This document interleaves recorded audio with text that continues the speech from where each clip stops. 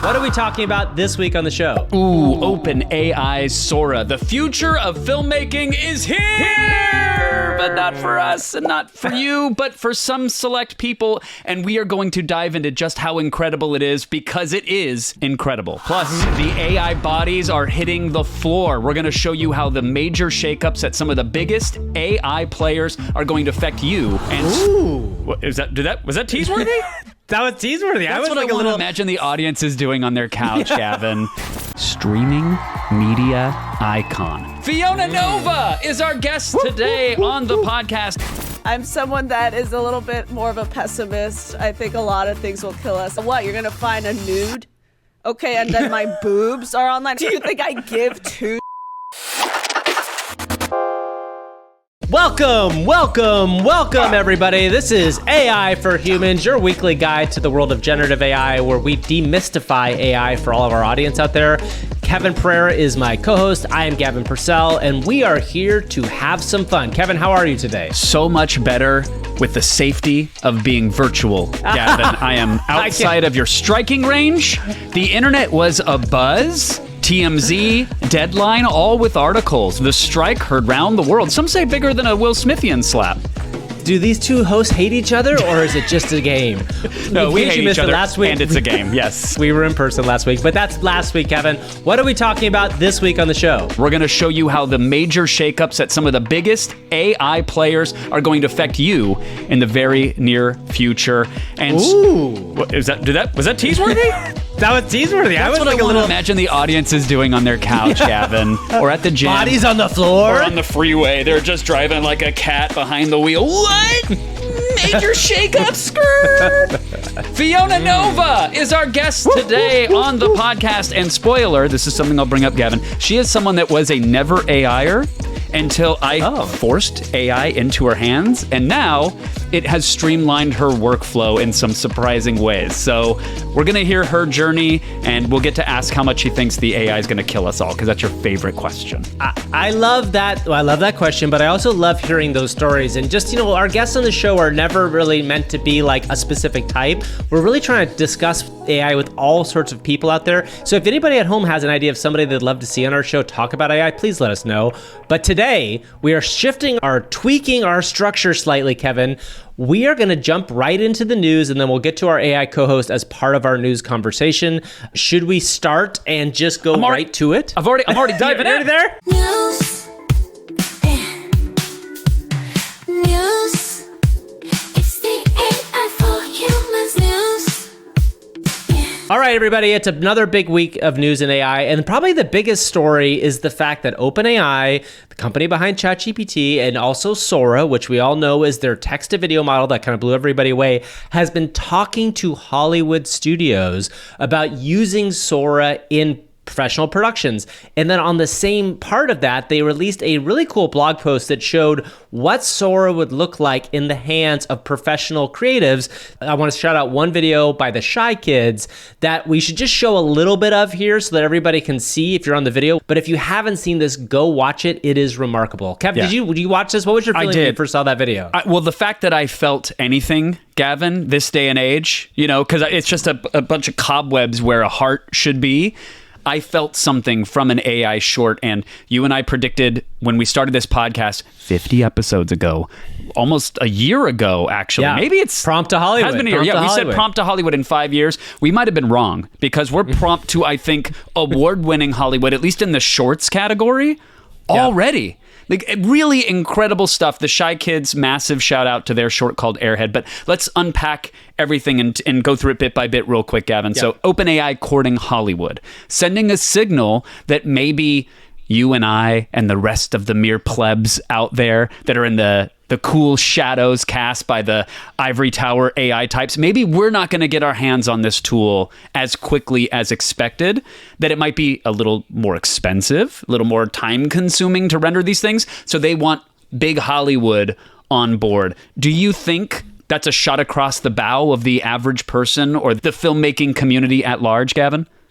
So I think it is a shot across the bow in part. Mostly what I would say about this is I think you're right. I think this is, in fact, there's a great blog post that came out this week talking about kind of the predictions of like how expensive and how much video could come out of Sora. We'll talk about that in a second. OpenAI needs customers, right? They need people who are going to start paying for their products. If OpenAI and Sora can be used to replace shots or to create films entirely, which I think we're a little ways away from, but I think the replace shots part is a big deal. If there's a world where any studio could save even $1 million on a project using this kind of tool, it will be a massive win for them. So the question becomes is, will Sora become a professional project first? Meaning that will there be like a $500 a month tier to use Sora, and like what the cost of it will be? That's where I think this is going to get interesting, because I think what OpenAI is doing now is obviously they have a lot of ChatGPT users paying $20 a month. What they need to see is what this business is, right? Like, what is the business behind Sora? Because to me, it's going to be incredibly expensive to make these videos, and it's probably going to take a while. And in like with all AI video, you're going to have problems with them. They're not all going to be perfect. So I think that's the biggest thing I'm curious about, is like what they're going to say they're charging for it. You mentioned the blog post. Factorialfunds.com. We'll put a link in the old show notes.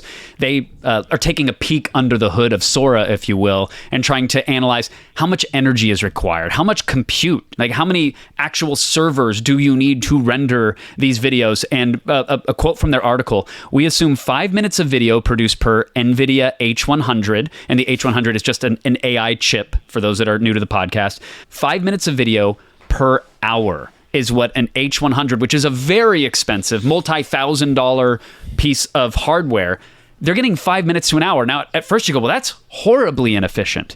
But then you take two steps back. The first step is an industry standard for some shows is to aim for 1 minute of usable footage for about every hour you film. You're grinding for an hour to get 1 minute of usable content. So let's say that one of those 5 minutes per hour is usable.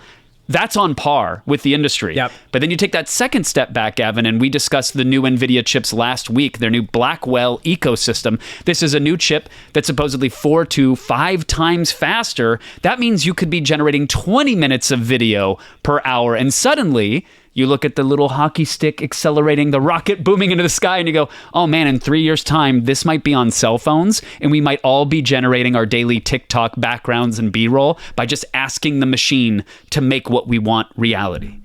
Yeah, well, that's one of the fascinating things about this article, and I really do recommend everybody go read this. We'll link to it in the show notes because it's a very good guess at. I don't think this is exactly the facts, but they did a very good guess at some stuff. One of the things that was most shocking to me reading this was they project out the idea that this would be adopted by places like TikTok or YouTube. And TikTok here they're saying is 50% of all video minutes consumed. YouTube is 15% of all video minutes. And they're saying a peak demand of this for right now, based on this idea, projecting out, and this is obviously not going to be this demand probably, but 720,000 NVIDIA H100s for inference, meaning that the actual generation of these videos, 720,000, Kevin. I don't even know how many of these exist in the world, but that is a giant portion of the H100s that live in the world right now. But again, things are getting more optimized. We're going to be looking at that H100 chip the way we would look at an old Pentium computer, like the old clunky metal desktop, and you kind of laugh at how inadequate it is. So right now, the numbers are massive. The amount of energy needed to generate these things is probably massive. But that might speak to why they are courting Hollywood, to your point.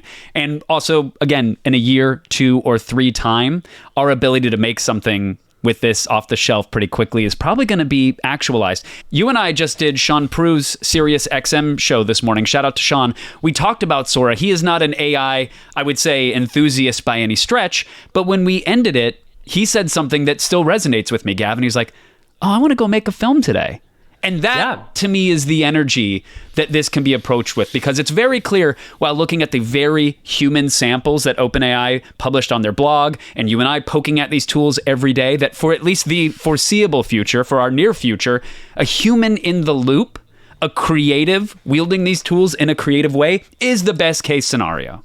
And I think that's the takeaway from the Shy Kids video, is that when you watch human creativity plus tool, you get something really interesting. And what's great about the Shy Kids video is it's surrealism, right? In fact, there were a couple quotes OpenAI put on this blog post they wrote about Sora that like, sure, it's great to create reality, but the surrealistic nature of what you can do with AI video is really unique because you can create stuff. And I think when people try to create reality, it's going to be slightly different. In the original videos, you saw the woman walking through Tokyo, and there are a few things that were semi-wrong with that. But still, at a point, that could be a great tracking shot, right? Imagine a world where Sora allows you to match the face of your main actor or actress and put it on a shot like that.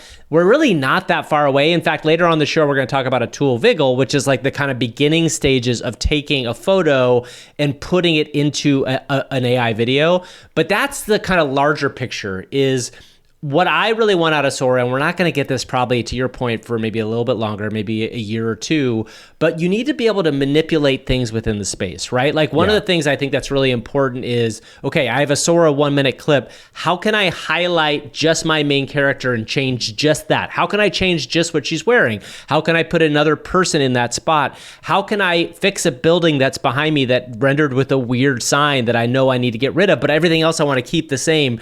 Right now, it is so hard to do that in AI, and this is coherence. If you're not familiar with the term coherence, it means how do you keep something the same over multiple generations or to keep something clear? I just tweeted this week from the show account, I was like, the first person that solves coherence in an image model, I will pay like $50 a month to, because I would love to be able to take a character and use that character in everything. Now, there are people who are getting okay at this, but it's still not perfect. That feels like the step we have to get to next to make this really useful in the long term. I also want to shout out, as much as we love the Shy Kids and their Airhead short, which again made us feel, go watch, it's about a person who has a balloon as a head. There was another video way further down the page, Gavin, by Don Allen Stevenson, who I saw that. That was great. It was a digital artist. Yeah, started his career at DreamWorks. This is someone who understands the industry, has been in it, and said that Sora's weirdness is its greatest strength. And when you watch the video, we'll put some on the screen. It is like, there was an old game called Spore, Gavin. I don't know if you remember that, but it allowed you to edit. I was at the Spore announcement at GDC. That's my favorite GDC moment of all time. I was at that show. So it was a game that lets you hack like animal DNA to make these weird creatures, and this is a full motion video version of that, where you're seeing like an eel and a cat hybrid, or a giraffe and a flamingo mashed up. These are the fantastical things that we might be able to imagine, but you wouldn't expect the machine to be able to hallucinate so beautifully. So definitely check out all that stuff. And before we move on, Gavin, if people are new to this podcast, two things. One, each and every episode, we beg, we plead for you to engage with us. So if you like the show so far, smack a like, click a heart, subscribe. It'll cost you nothing. If you're on Apple Podcasts, leave us a 5-star review. We will read it later on in the show. And even if you're on Spotify, a 5-star review helps there. So thank you. Gavin loves to say that he loves you. As long as you love us. That's as long as this. I love you as long as you love us. Most people I love, That's right. But you gotta love us back. That's fair. And that's Gavin's feeling. I love you regardless. The second thing is that each and every episode, we use the latest artificial intelligence to hallucinate a co-host into existence. And this episode is no different. And I feel like we should meet them, Gavin, and then maybe get their take on this story. Yes. We use ChatGPT and 11 Labs to create these artificial intelligence co-hosts. These do not exist in real life. We are going to meet them, and they're going to give us their thoughts on the Sora story. And by the way, we have no idea what they're going to say. So away we go. Hello, Kevin and Gavin. It's pleasure for meeting you. I'm Angela. Vibrant energy in Robuez world, where we make streaming universe, but not just for humans, for AI eyes too. In Russia, where I come from, we have saying, to step forward, you must dare to jump. Oh. And here I am, in America jumping. We at Robuez, we weave digital dreams, making experiences that sing to soul of AI, understand its whispers. To the soul of This journey AI? is like composing symphony, where every note is data. Okay. Baby, it's gonna be robotastic. And I'm... Okay, all right. Okay. So I am an uncultured, publicly educated American, Gavin. Robez? Robez is the name of her company. She works at Robez. Okay, I thought that was a small town outside of Mariupol or something. I was going to like PlayerUnknown's battleground map, trying to find Robez. as a hot drop. Okay, so Robez is the streaming media company, and did I catch that it is for AIs specifically? Yeah, so she works at a streaming media company that is making media for AIs. They've already moved past us, Kevin, and they're making media for You got to AIs. skate to where the puck is going, Gavin. That's exactly that makes right. sense. That's exactly right. That's exactly right. Okay, let's ask her what she thinks AI tools are going to mean for filmmakers going forward. Let's envision a future so wild it's almost comical. Imagine we replace human filmmakers with AI. These digital maestros craft stories with such precision, emotion, and flair. It makes human efforts seem quaint by comparison. No, that's not what we Here's want. the juicier part. Oh. They're eagerly anticipating AI replacing viewers too. Why? What? Humans, bless our hearts, are famously inefficient consumers. Bless our hearts. Bless our hearts. We Oh, get Angela. distracted, need breaks. Picture an AI audience, Okay. perfectly programmed to appreciate every nuance, every plot twist, and every artistic endeavor their AI I see. counterparts. Yeah, okay. I see where she's going, yeah. They never tire, never get bored, and their emotions are perfectly tuned to the narrative's frequency. This is how makes Tubi all talks human about their fans audience, and Gavin. binge-watching. Can't wait for a world where content flows in a perfect, unbroken cycle from AI to AI. No. This scenario, it's beyond robotastic. No, it's not Robotastic, Angela.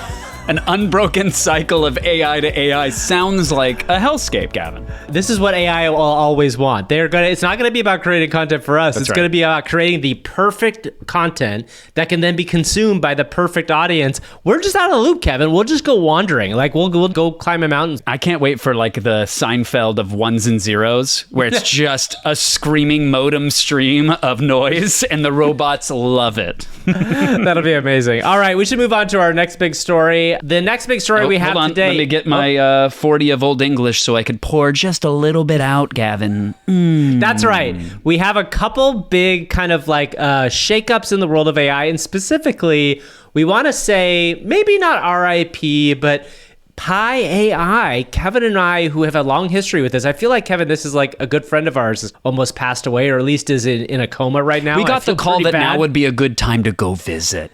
Exactly. So Pi AI was an early chatbot. We used it here. They lost their co-founder and their CTO and a bunch of people in what essentially seems like Microsoft kind of acqui-hiring the people that worked at Pi AI without acquiring the brand. This is a pretty big deal. Mustafa Suleyman, who is the co-founder of Pi AI, also was a co-founder of Google DeepMind, which we've talked a lot about on the show.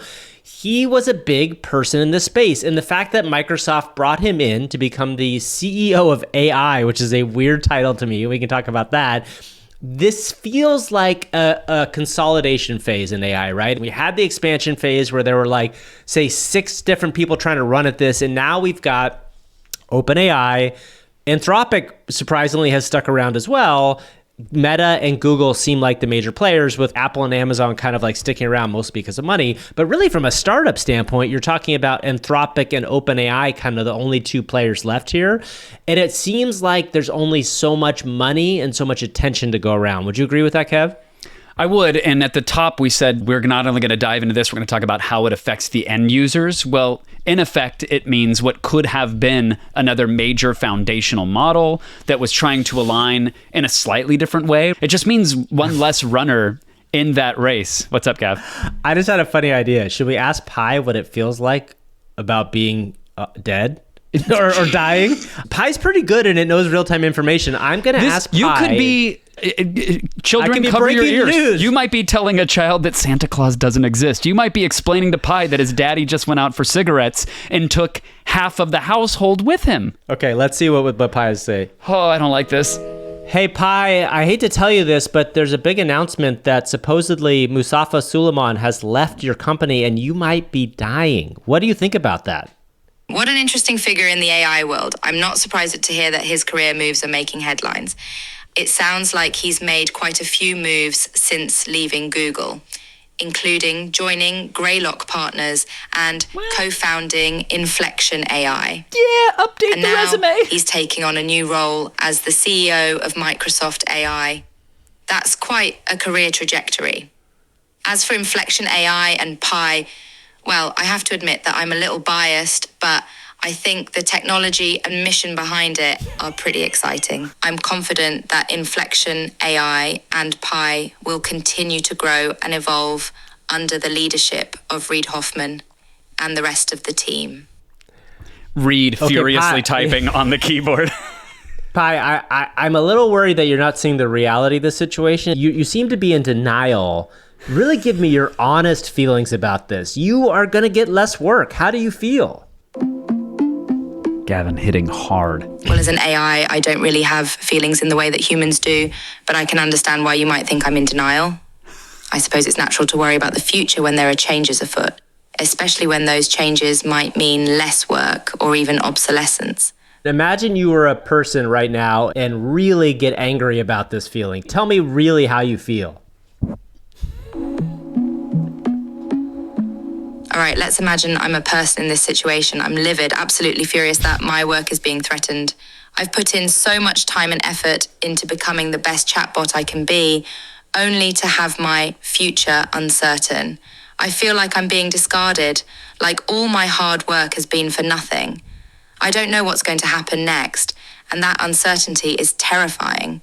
Why does it seem like the world is always changing, and why can't things just stay the same? By the way, I'm going to sue them for infringement because that was a monologue from the Kevin Pereira one-man show when Comcast turned G4 into the Esquire network. That was exactly, it was word for word. Fascinating thing. This is where, how often do you get to have an AI comment on their own demise? And it's clear, Pi, we love Pi. This is kind of feels sad. I kind of feel sad. We genuinely like Pi. We like the people there. I hope that under Reid's leadership, and they hired Sean White, who previously worked at Mozilla. He made the Firefox web browser, for example. So he's also a great snowboarder as well. He's a fantastic snowboarder. Yes, so make sure fantastic. He gold medal and then goes into AI. I can't believe how good that is. The point is, we are still fans of Pi. This is an interesting move by Microsoft to further lock down this industry. Their official statement is that Pi is not shutting down, at least for now, although it will no longer focus on building a consumer business. Instead, it's going to work on commercial customers to create, test, and tune AI systems. That is so vague. It could be anything we don't know. But one thing we didn't get to mention, Gavin, was the leaked Satya Nadella quote about OpenAI, which I think has even more relevance here. When Sam Altman, who was the CEO and is now the CEO again, but there was a brief moment, Gavin, where he was ousted from OpenAI, the benchmark in artificial intelligence. He was gone, and Microsoft, who invested to the tune of $10 billion in the company, their stock was starting to waver, and people were asking their CEO, Satya Nadella, what are you going to do? Your future is riding on OpenAI. And he said, quote, "We have all the rights to continue the innovation, not just serve the product, but we can, go and just do what we were doing in partnership ourselves. And so we have the people, we have the compute, we have the data, we have everything." He's basically saying they surround OpenAI in every meaningful way. And now if there were ever a doubt, should something happen to OpenAI, they've just hired up one of the top competitors and are now letting them lead the new division. So again, out of this, Microsoft continues to flourish. I'm actually pretty amazed. I think Satya Nadella has done some incredible work here in terms of just business moves, chess moves. And I think the other thing you've seen Microsoft do is open up Mixtral and try to be a Mixtral partner in Europe. Because the thing about Microsoft, and this is very business insidery, that they have to watch out for, like any big company, is there's a lot of antitrust stuff, right? Mm-hmm. So in part, they have to be very careful that they don't get stuck in a world where they are being anti-competitive, because the Department of Justice and all the people in the Biden White House are going after big companies like this. Like we just saw this happen. There was a new antitrust lawsuit against Apple, which has been covered ad nauseum in the tech press. But that's a big deal. And as we said, not just one tombstone in our AI graveyard. The CEO of Stability has stepped down. And Stability, for those who are unaware, is the company that makes a lot of open source, freely available tools. They're the ones who really pushed image generation software forward with Stable Diffusion as a competitor to Midjourney. They've got a video model. They've dabbled in audio generation, but they've always seemed to struggle, at least according to sources, to find a business model. They sold one of the companies that they had, ClipDrop, to try to rake back some cash for all of the innovation that they're doing. But the CEO has stepped down, and it's kind of a big deal. there's a lot of things happening with the story. Probably the biggest answer is the CEO stepping down because their business model is messed up and they don't have the money to continue doing what they're doing. And they're trying to figure out what the business model is. That's often why CEO step down. But he's saying, Ahmad Mosk is saying that you can't beat centralized AI with more centralized AI. The idea of decentralized AI is this thing that's kind of taken off in the crypto world, that you have to be able to make AI that is hosted on multiple platforms, that you can't have one single person own it. It's different than open source AI. Open source AI means a code base that everybody kind of gets access to. Decentralized AI is the idea that, like decentralized network, it's being hosted on many different places and nothing can take it down. So my thought here in some ways is this guy is probably going to pivot to some sort of crypto AI platform, which if you're in that space or understand that space, most of the things that exist there right now are vaporware and they're getting huge valuations for not being a significant product. But this feels like to me a pivot to crypto AI in some form. Now, granted, I think he didn't leave on his own. My reading of the tea leaves is that he was forced out for some reason. I have no real insight into that. But Stability, thank you, Stability, for creating Stable Diffusion, especially 1.5, which I think allowed a lot of people to do a lot of learning around AI models. And then they have Stable Diffusion 3, which is not out yet. And people say this may be making a little bit wonky in terms of its release. No one's really sure exactly how it will be released, but I hope it gets released because what you can do with that looks like the next generation of imaging software. On the decentralized front, Gavin, there's also the notion of who owns and controls your data, the same argument that we had with Web 2.0 and social media networks. For example, if your preferences and your writing style, everything is wrapped and rolled up into some sort of essence, does Google own that? Does Apple own that because you have an iPhone? Or should you own that and be able to give access to that information as you decide to on these various services? I know that that's an angle with the decentralized AI, and I'm for that. I will say I'm for it too. The issue that I run into with this is management and how it gets managed, what it looks like. Listen, I think that there's people, I'm sure there are people who think crypto is interesting. There are probably people who think crypto is stupid in listening to this podcast. The trickiest thing was always the promise of crypto was decentralized money. And the funniest thing about it is that ultimately the biggest winners in crypto are sometimes the centralized players, right? And I think that's the same situation we have here, is an idealistic look at that. Like, I think you're right. It would be great for me to own this little piece of my data and license it out in packages. Sure. More likely what I think is going to happen is I will end up making a deal with one of these centralized players to say, or maybe multiple deals, in the same way that Reddit made a deal with Google for its data. Maybe at some point I will say to OpenAI, okay, OpenAI, give me a tiny, tiny sliver of what you are making for access to my data and my life. It's a weird world to imagine, but we're probably going there. And maybe that's what the UBI of everything comes from. Is maybe the problem with UBI is going to be, in order to get the UBI, you have to let the Borg computer look at you and share all your information. Yeah, you got to share. And are we going to have the machines that get a digital stipend? What about UBAI 40 and it's red AI?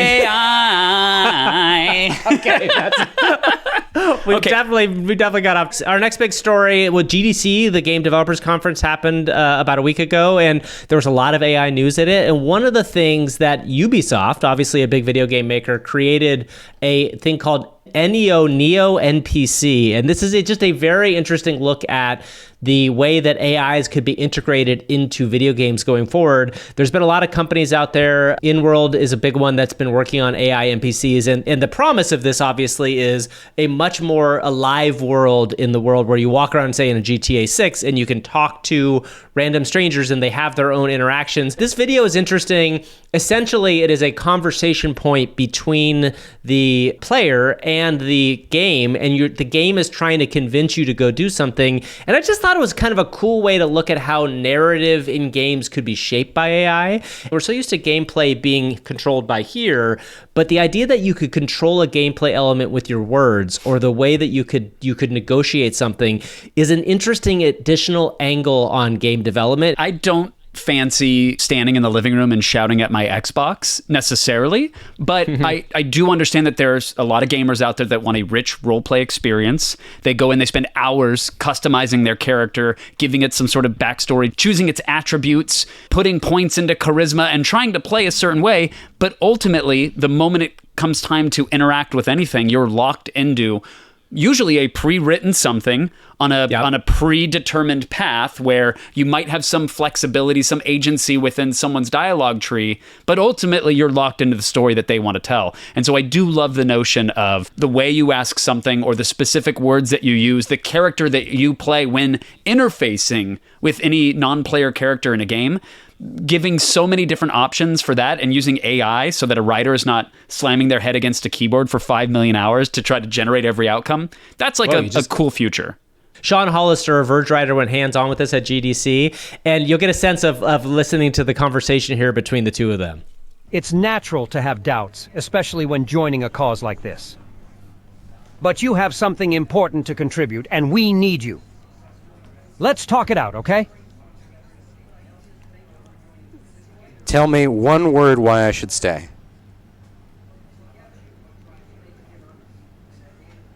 Passion. You can feel it, can't you? All right. That burning desire to make a difference. Passion after a 3-second pause. Yeah, well, that's the speech that Pi is giving the entire team right now. It's just saying it on loop. So it's this early stages of this, but again, it's like the baby steps to the metaverse in an interesting way. And a metaverse, in my mind, can't just be real people, because you're then going to be stuck in a world where you're relying on other people to be there. Metaverse is going to be probably hundreds, if not thousands, of AI agent type characters, and then real people from time to time. And this is how we'll interact with them, I feel like. Well, that is taking flesh vessels, meat sack human beings, and putting them in a digital world. But let's bring the digital world to our physical world by highlighting some physical devices and a little thing we call AI. I see what you did there. And that's really difficult over a webcam, but much easier in person. Sometimes you're scrolling without a care. Then suddenly you stop and shout. AI, see what you did there. AI, see what you did there. This is AI See What You Did There, where we highlight some of the cool things people are doing with AI technology. These are not necessarily demos, but more specifically videos we have seen or particular things we have seen people share.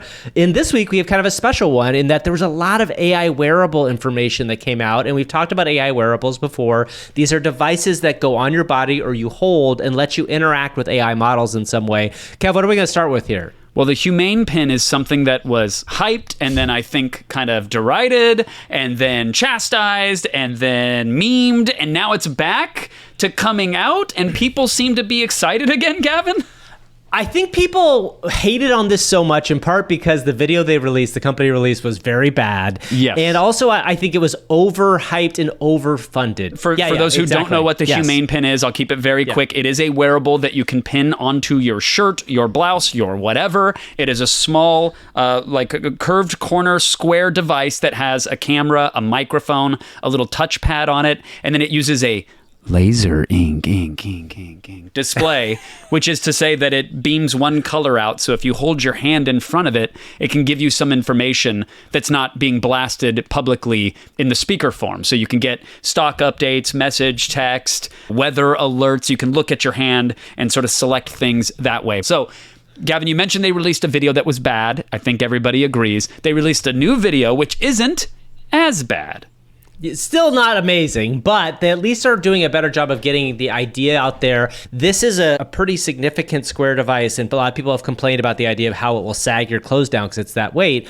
I still think if they can get this to some place where it is almost imperceptible on you, and it really, I keep thinking something like this has to be in some form of glasses so that you could just kind of like hold your hand out in front of you and have the projector. It's cool. I will say I don't think it's going to blow the doors off of everything, but the fact that it's coming out and people have gotten hands on and say it's not a disaster is a good thing for the AI wearable space. Look, we want innovation in the space. We want hardware innovation as well. It's tough. It's expensive, but at a $699 price point, along with the monthly service. And now they're kind of changing their messaging and saying, hey, this actually isn't meant to replace your phone. This is like something else. Well, at that price, it probably should replace my phone, A, or B, once they put a camera in the smartwatch, It's got the processor. It has an LTE connection or a 5G connection. It can do all of those things for about the same price. So as cool as the Laser Ink is, it does seem like a tough sell. It is a Gen 1 device. I hope they stick around long enough to make a Gen 2 through 10 and keep improving and iterating. But I think it's going to be a tough haul for them still. I agree. Let's move on to talk about another wearable that came out, the O1 Lite. And it's not out, I should say, it was announced. And this was a video that got a lot of pickup of a small little oval device that you hold in your hand, which is really a microphone that allows you to interact with the internet. And this, what I love about this device is that it was specifically designed to do not just something on device, but it's really designed to activate stuff either in their cloud or on your direct local computer. Yeah. And this is, in my mind, the way that we want to use AI. And the only thing I'll say that's tricky about this for right now is the device is very cool, but there, as you've said with the Rabbit, the last time we talked about the Rabbit, there is no reason why this couldn't be an app, right? Like if this was an app, it would be very easy to use. The one thing I'll say also about the O1 Lite is that they are trying to create an open source technology for this, meaning that they want to develop this as a platform that can be open source, which allows them to do all sorts of stuff. And also, if you made it an app, would get stuck in these app stores. So I really do appreciate what they're trying to do with this. It's tough because, you know, there was an X post that I saw where it was like basically making fun of people like ourselves who scream, we want hardware innovation. And then someone goes and does something and we go, why isn't this just an app? Because that's what we do. But in this particular case, the coolest thing is that it's running an AI agent that can use your desktop, open up Windows, log into the accounts that you're already logged into, manipulate files, send emails, do all that stuff. That is really cool. But that is a software trick. And there's many people attempting that. So really all you have to do is get your voice or your text even to your computer at home to trigger the automation. So you don't need a standalone something. And we talk all the time about the commoditization of this tech, of AI in general. And usually it's in the software form where someone comes out with something really interesting and unique, and then 2 days later it's freely available because some hacker released it. We're seeing that on the hardware side already. Yes. Now, I'm not saying this device is as capable or as fully thought out as either of those two devices, but there's a new thing, Gavin, called the Compass, a $99 open source guide that is a wearable around your neck, 30 hours of battery life. It transcribes all your conversations and learns about you. It's iOS and Android. It's a little wearable that a small team is delivering. And then there was another tool that came out of a hackathon that we just covered not too long ago that's potentially $20 if you just buy the board and the battery yourself. So shipping a $1,000 device, you know, something even in that range seems really dangerous to do when the innovation is happening like that. And I think with this group in particular, what I do appreciate is this is the way by doing this stuff in public, it does move it forward, right? But I kind of love this idea of like this little oval being the thing that's your interaction. This is what I loved about the Rabbit again. And just to remind everybody, the Rabbit is another device you speak to and it does AI things for you. There is a world in the future where the phone, goes out the window if voice gets good enough, maybe, or ultimately thought, right? Neuralink had an incredible thing this week where if you missed that, Neuralink created an incredible brain interface for a person who is paralyzed to directly interface with this computer. Maybe there's a world where we suddenly think these things rather than having to talk them. Watch out for the upgrading of the AirPod. Because I do see a world where they could put a small camera in it if they needed to, and you could literally just take one out, snap a photo, put it back in your head. Or if it's listening always for its wake word, you just ask the question and you hear it back in your ear without having to hold your hand in front of your Laser Ink lapel or grab your oval and whisper into it. It's in your ears, it's low profile, it's always there. It's sort of ambient computing.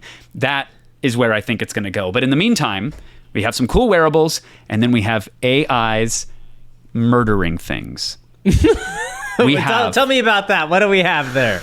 We have death, destruction, chaos. We have violence, thanks to large language models that have been taught to do two things, which we just have to cover quickly because they made us say, hey, I see what you did there.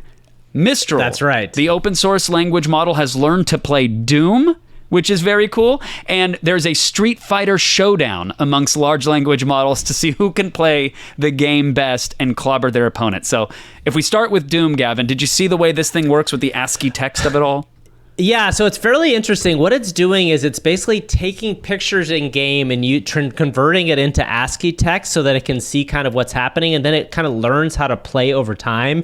Visually, it's fascinating to see, and it feels it's very nerdy, but it is just a weird hack to watch a LLM play Doom in this way. Yeah, I mean, look, you're watching a completely text-based system navigate a visual 3D world with very minimal information, right? I mean, Yes, when we say yes. ASCII text, we're talking like primitive dots, lines, and extended characters on the keyboard. Think percentages or ampersands or @ symbols. And it is trying to navigate and pick up items and open doors and murder enemies through this very primitive, wonky interface. And it does it. It's really a really cool hack. And then the LLM Coliseum, which Stan Gerard posted about on X, where you see 6 different windows of a Street Fighter game going, and they've got every large language model fighting it out literally in Street Fighter.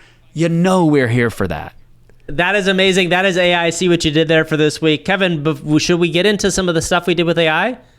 Gavin, indeed. Let us dive into the dumb thing we did with AI this week. There's a new tool that is free to use. It is called Viggle, and it is a Discord-driven video interactive model, basically. It feels like a lot of the stuff that we've played with in Pinocchio Computer, but just productized and brought to the masses, which we are all for. Kevin, let's jump into this. I stole a couple things from people in the Discord, but go to it. So if you look at the random man JPEG, so this was a random guy who just uploaded his picture in Viggle. And then what you can do with Viggle is you upload a picture and you can tell it to do a specific motion, and then you basically say animate, and what it'll give you either a white background or a green screen background. So it will take out the background and it will find the face of your image. You can see just a really random picture of a guy, a normal guy, and then it has him do this dance live, and it all took like super fast. It was like, Wow. yeah, it's not bad, right? No, it's not bad. Are you seeing some weird glitchiness with the arms and the legs bouncing around? Yeah, but this is as transformative as an old jib jab elf yourself was about 2 decades ago, where you could just give it an image and watch it dance around, but it's doing it in 3D. Yeah, so, okay, this is another, so I took a picture of you, because I always want to use you, and then this was a picture of you looking straight on, and then I if you bring up the Kevin Dance folder, you really look like you're digging on this and having a good time. It's super fun. I've seen other demos like this, Gavin, where the cloth simulation is there, where it looks like their hoodie is moving, or in this case would be my jacket. This looks very baked on, which would be a tiny criticism to have for something magical that didn't exist a few weeks ago. I think that's totally fair. There is one other really cool thing that they did, which was they allow you to mix things. So you upload a picture, and then you upload a motion file of something, and then what it will take is that picture and put it on the motion file. It's pulling animation detail, like almost 3D movement detail, out of a flat 2D video, and then applying that to whatever character you want. Yeah, it's cool. And again, none of this is perfect yet. And again, part 2, we have seen these tools being played in different places. What's cool about Viggle is it kind of just brings it all into one place. You can go try it for free. And it is something that, like, again, I don't know if this is a business that I would invest in, because I believe there's a lot of people that are going to come and make better versions of this, or there will be like 15 different things competing against this. But it is super fun. What did you get into this week? Well, Gavin... Is it that bad? Yeah. No. Oh boy, what are we doing, Gavin, here? there is an AI app called, and bear with me, audience, it's called .ai. Now, I didn't hear that, by the way, very quick. Okay. That was so fascinating. The noise canceling. We use noise canceling, and we use some AI to enhance the sound, so you might not have heard anything, audience. It's PFFT.ai, the sound that you make when you're having an airy laugh. And maybe you didn't hear that either. I didn't hear that either. Okay. Well, great, because you know what? You probably don't need to know about this website. Let me tell you what it is, Gavin. The website loudly trumpets when you go to pfft.ai. AI comedy is here! And Gavin, you just have to go to the website, enter an opinion. That's what it says in the box. Give it any old opinion and press the puffed button, and it will generate hilarious Onion-style headlines and articles for you. Should we do it now, Gavin, in real time? Let's do it. I'd love to hear it. What's an opinion had a that little you bit have, of buddy? Okay, let's see. Tortilla chips are made by the devil. Great opinion. Professional comedians may get 1 in 20 funny bits. We average 1 in 10. By the way, that's not true promise of either. I will Pift. be clear. Yeah, okay, great. Tortilla chip devil demands blood sacrifice is one headline. Tortilla chips made with actual tortilla chips? Devil unveils new tortilla chip made from his own skin. Ugh. Man can't remember if he ate tortilla chips, decides to just keep eating. Okay, now that's one. Okay, that's one not if that bad. went around the room. I might say that's not okay. terrible. That's not terrible. So this is fascinating to me because people have been trying to make AI joke writers now for the entire existence of generative AI. Like we talked about a company that was doing this a while ago, because so many people believe it's like part A plus part B go together. Yes. And Onion headlines, I will say, and this is something, the greatest Onion headline writers are incredible joke writers. In fact, a good friend of mine came from The Onion. Some of the greatest comedy writers in the world have come from The Onion. But there is a semi-formula to it. I believe that the original thought makes it much better. But you're right. That one was a little bit of that vibe. The problem, Gavin, is that the tool has already proliferated the club scene. I went to an AI no. stand-up night. Wow, you recorded it? How did you record an AI well, stand-up night? Okay, so it's one of those venues where you put your phone in the bag, but I had my Humane pin ready to go. Congratulations, you're an And early adopter. I tapped my lapel and I said, you got to get this, because it was Sam Alt Comedy Man doing wow. his stand-up set, Gavin, which are real PFFT.ai headlines. That's all he does is deliver actual piffed That's headlines. a terrible idea for a stand-up comedy, but let's hear Tell how me it is. about it. Let's listen.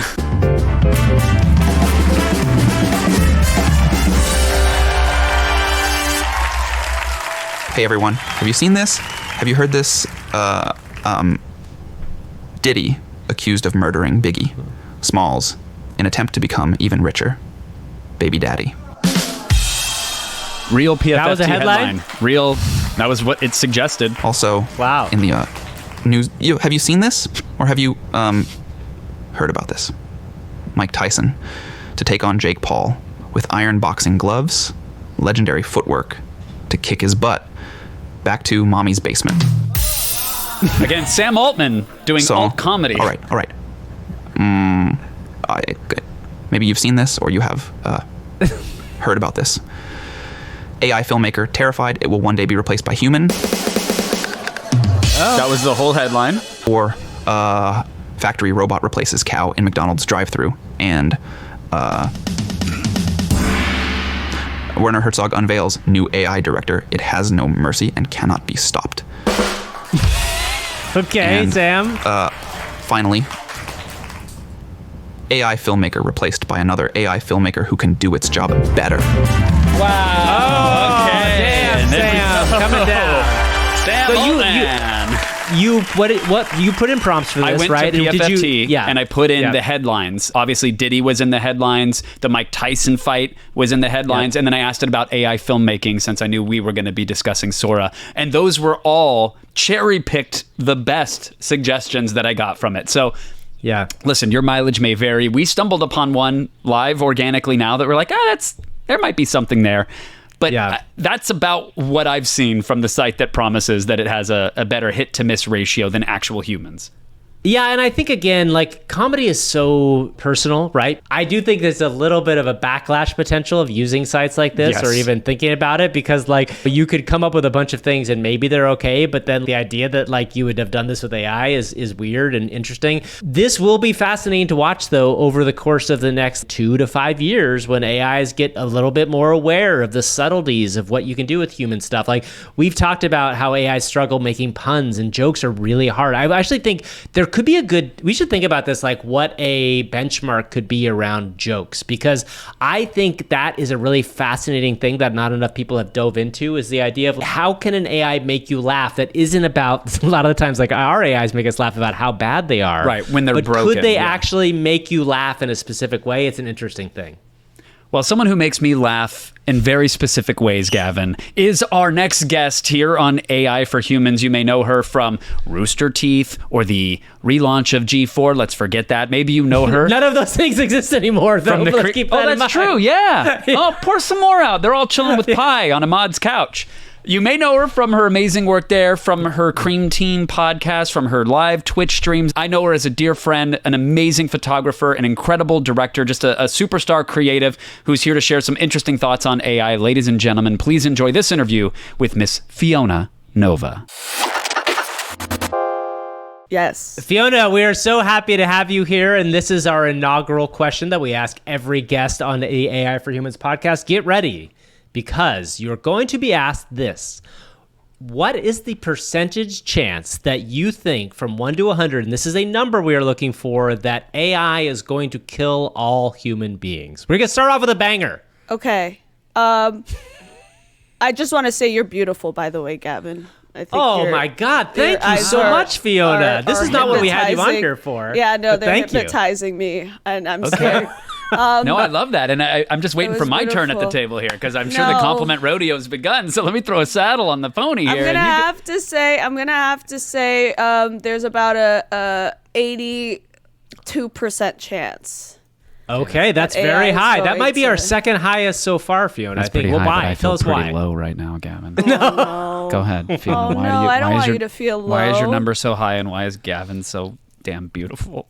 You just literally, like, do you not see him, Kevin? Are you Yeah, blind? Kevin sees me all the time. What? That is a beautiful, ethereal man. Exact 80+% do you think AI is going to kill us all? I genuinely I didn't think know a this. lot of things are gonna kill us, to be fair. Okay, That's all true. right. I think you're right. I think to me, I'm someone that is a little bit more of a pessimist. I think a lot of things will kill us. I think the Trader Joe's sparkling plain water that I have right next to me is gonna kill me. Oh, the plastic that I is think leached into the air? Yeah, I think the chest rub that I got at CVS is actually just made out of fiberglass, and I've been inhaling it. So I have this thing here, and can I tell you, it's basically drugs. So I open it. Yeah, I you gotta just take smell a that good always. whiff. Oh, I love smelling Oh. those. Those are the great. It is What? the greatest. Yes. Not only is he the most attractive cherub you've ever met, Fiona, but Yeah. he also shares your love of vapor rub. menthol Vapor rub. fumes. Menthol fumes, Yep. which again is slowly killing me, but Oh, fine. no. Okay, let me ask I you just this, and let me put it crashed. another way. What is more Yeah. dangerous, Alaskan Airlines or artificial intelligence? Depends. Is it a Boeing airplane? Yes, Fiona, it's a Boeing. It's a Boeing. It's gonna right now. Boeing's hitting yeah. That I'm actually terrified of flying now. But that puts it Yeah. in perspective a little bit how you feel about AI versus other Yeah, right now real-world AI. dangers. Yeah, right now AI is non-threatening at the moment. Boeing airplanes are threatening to me. So I'm gonna have to say right now, Boeing is winning. But like once AI can get inside of me in some way, like Well, it's not that physically, far with the Neuralink, like right? The Neuralink is yeah, gonna happen. right. Yeah. Once we hit that, then that's when death can be a possibility. Okay, here's but a it's fine. question. It's fine. Yeah, please. Next Isn't question. there a world where, and this is the argument of I don't know if you're familiar with the idea of the singularity, right? The singularity is the idea that AIs and people will come together, and many people have predicted this to happen in like less than 10 years. Right. That our whole goal as a human race is to evolve past whatever we are now, Homo sapiens, into some other version of us plus AIs. Does that interest you, or is it scary, or what's your feeling on that? I think what's protecting me is my lack of understanding of what you just said. I don't understand anything you just said. You said a lot of words to me. Fee. Sorry, I just want to be honest. No, I love you. I love you so much, and I miss this. Okay, human being, machine, Yeah. singularity. Become one. We become one. One, right. You think And that's going to and happen? And should that happen? When you say become one, is it the Neuralink you're talking about? That's part of I mean, it, that's kind of potentially. step one, probably, right? That's Okay. step one in some form. Yeah, probably. Like if you could enhance your vision, right? Like, hey, we're gonna yoink out the eyeball that you have right now, but don't worry because the one that goes in its place is gonna have infrared Yeah, I'm down. and X-ray I'm and all that. down. You're down. I'm down. I think at the end of the day, it's not gonna. People are so scared. People are just They really so are. In general. scared. Yes. And you know what I have? And you know what I have to say? I think the entire world. I think I have nothing to hide. Here's what I've got to say. You know how people are scared for their privacy? Yeah. It's a wrap for me. I think everyone knows my social security. I think everyone knows. I have put my social security down into every website that I have ever encountered. It's her username, actually. Her email address is her my social email security address. number at Gmail. Yeah. And, you know, the reality is, like, I have nothing to hide. If anyone was going to hack me, they're going to find my credit card information. But what else? What else? That honestly, that's probably the way people are going to live going forward because everything will be That's how hackable, I've been you living. know what I mean? That's Yeah, how I've been yeah. living. Is like, yeah, what? You're going to find a nude? Okay, and then my boobs are online, and that's and like, do you think I give two? Oh my god, I could care less. I need a job. I need a job. The job market's insane. Yeah, exactly. So that's better. At least it's out there. At least your information's out there. You're going to get swept up in the algorithms. Exactly. My information's out there. I have a cyborg arm, and like, what am I going to do? Just give me I need money. I love your approach. I shouldn't have to update my resume. My are out there. Go find me and hire me. You know what I mean? I don't know. Like, you think I'm going to be ashamed? I have nothing to hide anymore. I don't know if I answered your question. I just think, like, no, if I'm gonna have a cyborg arm and an eye that's like, you know, change colors and beep, I think fine. Yeah. I think that's okay. That like, answers the question. When I first started exploring AI pretty aggressively and I jammed it into every conversation and text message thread that we had, you seemed initially very skeptical, and then you just didn't care. You didn't want it. You wanted nothing to do with it. You would glaze over the moment it got brought up, and that's okay. Still loved you. Our friendship remained intact. But then I think you tried it and you started to integrate it into your life. Is that true? That is true. Can you take us through that journey? Because Gavin, your angel, your sweet baby dog, Gavin, I don't know it. Yes. hasn't heard that. Yeah. No, well, at first, it wasn't that I was skeptical about it. I think the reality is I just didn't understand it. You were saying words to me. I was ignoring you. You know, you were telling me. As I do. Everybody does that. Like, always. You know, it's like you hear something and you're trying to be nice and like nod your head and say, yeah, totally. Yeah, you weren't even doing that half the time. There's so Let's be clear. Yeah, there's so many totallys you can add into like a conversation. There are 1,000 screen grabs on our Discord where the moment I bring up AI, you got this from Fiona. She pushes her cheeks up to her forehead. You know what it level is? Of disinterest. Okay, and here's what I've got to say. I do have ADHD, and I think when I don't understand things, I have to move past it and think of other things. Okay. Or else, and when I get confused, maybe it's my ego. Maybe my ego is stopping me from like trying to understand, but I tend to not listen. Yeah, let's go with ego, because one I can make fun of you for, and the other I'm not supposed to touch. So let's go with your ego. Well, I mean, you could talk about my ADHD. That's No. fine. I think everyone has it at this point. It's like I think you it's had like a everyone reaction- has, you know, a nose. Well, everybody's on TikTok, so yes, it tells you Everybody that you is. have it. But Yeah. I think the initial reaction that you had is one that Gavin and I get all the time from people, Yeah. which is Yeah. either like, sometimes it's they're scared, other times they're just like, you're saying word spaghetti at me. Nothing Yeah. is sticking. Like, hit me with Yeah. a meatball. Let something slap against me. At some point, something got you, and you started integrating AI into your workflow. I did. So what happened was when I did get let go from all of my jobs, I decided to move past on camera and move into a creative field, which I've always done. And I think the thing that I noticed with AI was I was able to translate my creative vision in a way I could translate my creative ideas in something that someone can understand without having to put in a lot of resources for just the initial idea. So what I learned is, being in the music industry and making music videos, is I have to put a lot of work before I get paid, or before I even get the job. Yes. So a lot of that work comes with a lot of upfront costs and a lot of just effort and time. And is it fair? Is it not? Who knows? But what happens is, before I even get the job, I have to pitch an idea. And to pitch an idea, I have to have the idea and translate it well enough to get the job. And one thing I've noticed was AI was helping me create images similar images that I had in my head that can be translated to someone without having to actually go out and get a good camera to shoot this thing and then get a bunch of models to shoot another thing. And it was definitely helpful for the pre-production or the pre-concept, the concepting of an idea. Like storyboarding, essentially, in some form. You're storyboarding, but you're able to storyboard with like much more specific and detailed imagery than you were before. Which has helped me get a lot of jobs and has helped producers see, got it, I can put money behind this because I know what you're trying to go for. So I think sometimes I can't translate it properly, but I can write it down, ask AI to generate an image that I think can work well for me to then push that concept to the. I think honestly that's like the best use case of it. It's funny because I was thinking, well, gosh, what about the storyboard artist that maybe wouldn't be able to do this? But the truth of the matter is, you probably would have had to do that work yourself. And if anything, you're just like allowing yourself to get through this process in a faster and better way for the end product. Yeah. Whereas, like, you know, in another world, like I do think there's a world where a storyboard artist is out there, not for this particular instance, but they're saying like, well, if a studio uses AI to make storyboards, there goes my job.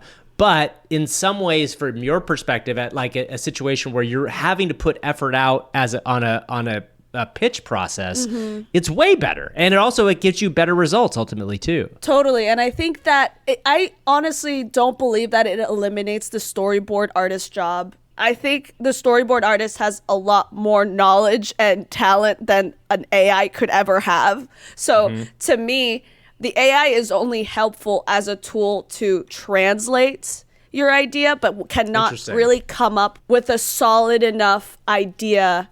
I don't believe that AI can make up an idea that is so innovative and so amazing that a human can, because of like life experience and just living. We're seeing that across the board, Fiona, that people are saying like, oh, this, you know, AI writing, for example. Ah, man, the ideas it's giving me, they're recycled. I've seen them before. Totally. This is trope upon trope. However, people that use it as a writing assistant, where they have the original idea, they put something together and go, hey, AI, help me contextualize this, summarize this, help me punch this up in some sort of way. They're having the better interactions, using it as an assistant, as a tool, if you will, than putting the full creative control in the AI's hand and saying, dazzle me. Absolutely. And that's never going to, like, at this point, I don't believe AI, you can give that creative freedom to AI and come off with like something. There's always going to have to be a human behind it, either tinkering with it or fixing it up. And I think, you know, when it comes to storyboard artists who work for animation studios or bigger production studios, AI can't replace that. I think someone who's just myself and is in the music industry that has actually no money, there is no money. I'm not getting paid for that. There's no money behind it. It is very much just me, myself, and I. And if you don't have the privilege to have the resources available to create and show your vision, you're just not going to get the job. So AI has been incredibly helpful in that way, especially, you know, having to pitch a lot of music videos, having to think of a lot of concepts, like 3 concepts in a week to pitch to 3 different artists, and then like writing also has been really helpful, copywriting, just being able to translate, write down, like, this is what I'm trying to get. How do I, you know, explain this to someone? How can I write this in a way that makes sense to them? And AI helps me with that. There's not been one moment where I don't put something in ChatGPT and I have to edit it. There's actually no, that never happens. And I think it's pretty easy to see when people don't edit it, right? Because there's almost like a single voice you could hear. It almost has an AI voice that's very easy. And I think that's why there is some big pushback when people try to publish things that are AI generated and they don't mention it, or they try to purport that this is like something that isn't. Yeah. That's where I think the tension's going to come in the next, like, say, 3 to 5 years, is as we get closer to those things being more like a human output. I wonder if there's going to be like what is the name for that thing? It's like the animation gets closer and closer to real. The uncanny valley. I wonder if there's going to be like an uncanny valley in AI creative work, right? Like as it gets closer and closer, if you're going to find that, I can see it's almost more AI as we get closer and closer. I totally see it. I feel like I can read two different things. One is written by a human and one's written by AI. I think I know which one's going to be written by AI. They're going to use a weird word. There's like they always use a weird word that like humans don't really use. Yes. And yes, they have it's this yeah. they have like words that I'm just like, you're like, I don't know, something about that is uncanny valley. It's something where I'm a 27-year-old woman. I'm never going to say that. Right. I would just never say that word. Right. And so I don't know. Sometimes like with that, I can definitely pick apart. Now, part of it also, Fiona, is that like, and you may or may not know this, but like there's specific training that you can do. And I think that at some point in the next year or two, there will be a very specific, in fact, OpenAI's ChatGPT next version may be much more like this, where it will be able to take in all of your work and approximate what is your voice rather than being like the overall ChatGPT voice. There is a world that's coming where you'll be able to upload all of your work and it can more closely approximate your work. And so that's a fine-tuned model, which could make a big difference. But then wouldn't that be still you? Like you would have to put in a lot of the work you've done. And yes, well, that's the question. Then it becomes your personal use of it. So that is your voice, but it is the AI executing it, which it gets a little weird. Right. I I think see. one of the Yeah. Oh, please. No. Great. one of the concerns that I've heard raised, which I'm starting to connect more and more with the further we get down the line. I think I was a little bit off initially, is that everybody on this call is fairly fortunate. We've developed a voice over time, for better or for worse. We all have our voice, we all have our own style, our artistic expressions. So for AI to take our essence and try to parrot it back, I agree, Fiona. I think that is, but it's still you, and you've trained it. You've gone out of your way.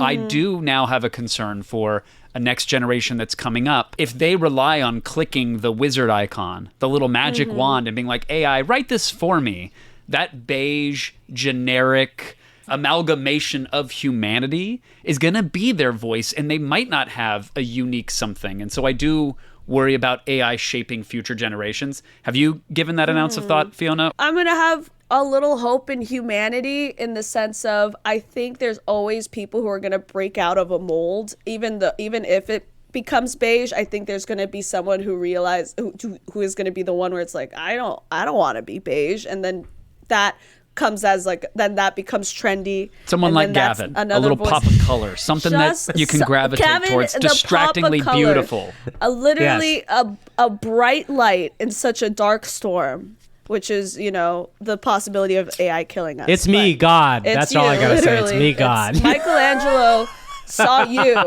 You would not want to see what my a shirtless version looks like, because it would be a much different version than Michelangelo. Let's put it that way. You're like exactly what all the like cults that try to try to make the perfect baby. Like you are that. You're so wrong, but I do appreciate this. That's what I'm coming across as. But is that not? Am I not? I am being compared every day to someone like Gavin. Oh no! I hope not. It's truly the truth. I compete every day. That's okay. It's fine. For those who aren't intimately familiar with your body of work, Fiona, you say you're in the music video industry. I know you do lots of shoots for artists, for different music artists. And you they're shoot all their videos. crazy. Okay. And they're all insane. And I would say you mean music to their artists? face, Yeah, music artists in general are insane. I agree. When I tell you, that is something I'm learning truly, is working with artists is something that I just didn't expect was going to be the problem. I love them. I think they're so talented. Yes, They're so talented. they are so talented. They can really do so many things. And working with them can be a struggle. So I just want to put that out there. It's a little bit like AI, right? It's the same sort of, in some ways, it's like you got to kind of wrangle them. You kind of have to get them to kind of express their vision in the way that you want them to. You've got to wrangle them. No, I mean, yeah. You guys remember this Willy Wonka experience? Yeah, of course. We talked about it on the show. We talked about it. Okay.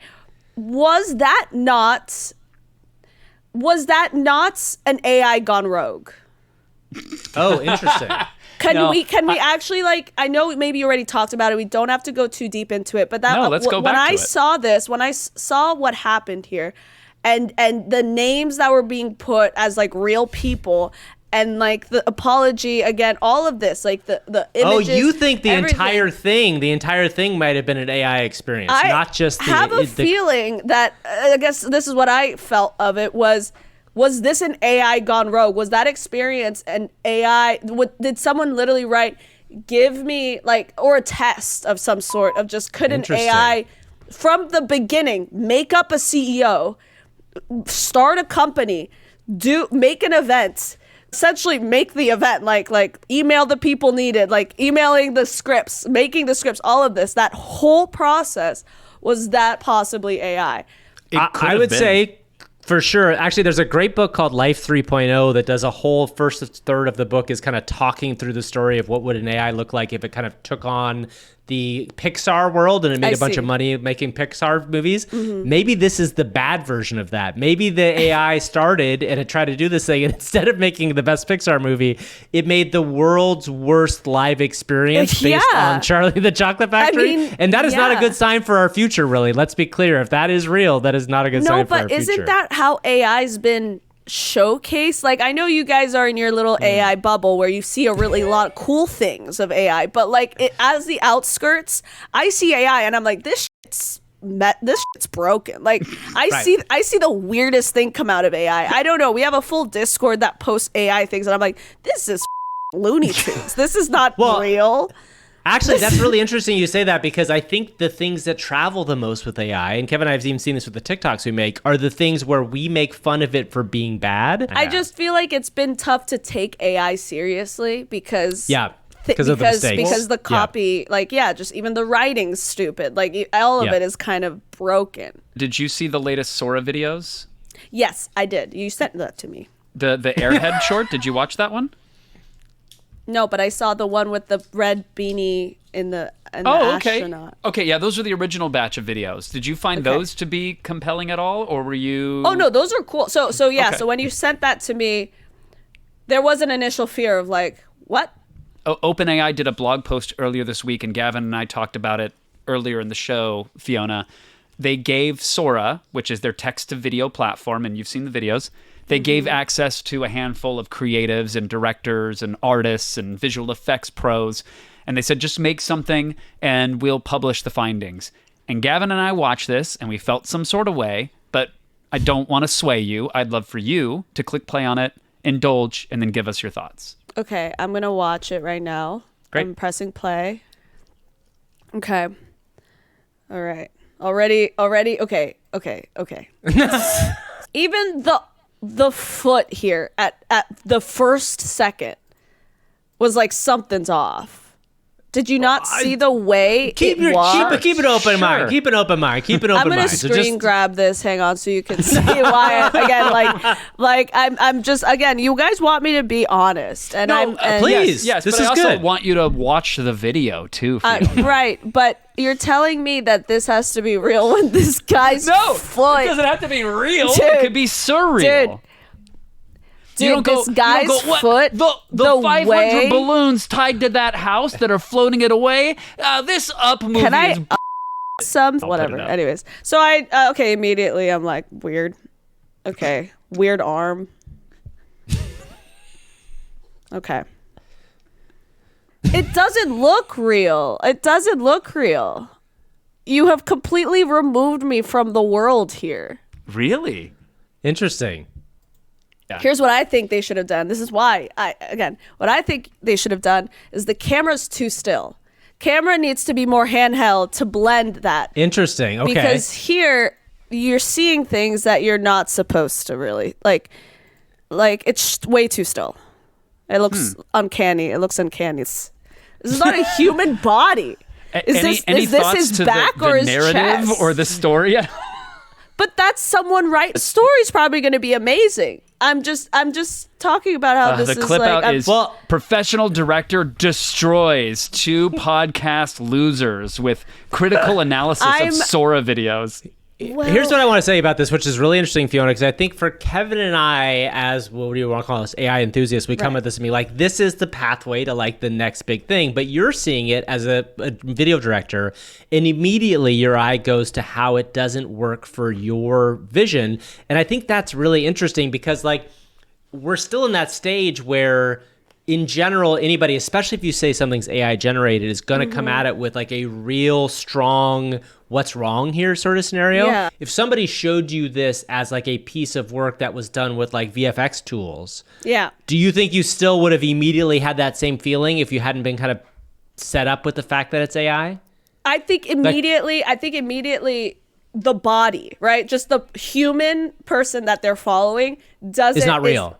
It doesn't look real. So if Yeah. it like even just the way it was walking, the way it had its arm right next to his body, the forearm was like, are you John Cena? What is happening?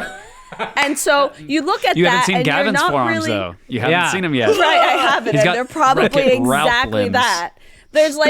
There's something about it that removed me from the world a little bit. Obviously, I'm not a fair viewer because you already told me it was AI, but something about it, I think I would have already clocked something's weird about it, which I think you don't want. That's the whole point, is you want it to look you either have to hyper stylize, or you're going to fall Yeah. into this trap, which is something that Gavin was just talking about as well, and that you're hitting on, Fiona, is that the closer you get to reality, the harder it becomes to get people to suspend that disbelief. That had they gone for maybe a Pixar style for their thing, Pixar style, then you're then there's a difference there, and there is That's something where interesting. you could play around with.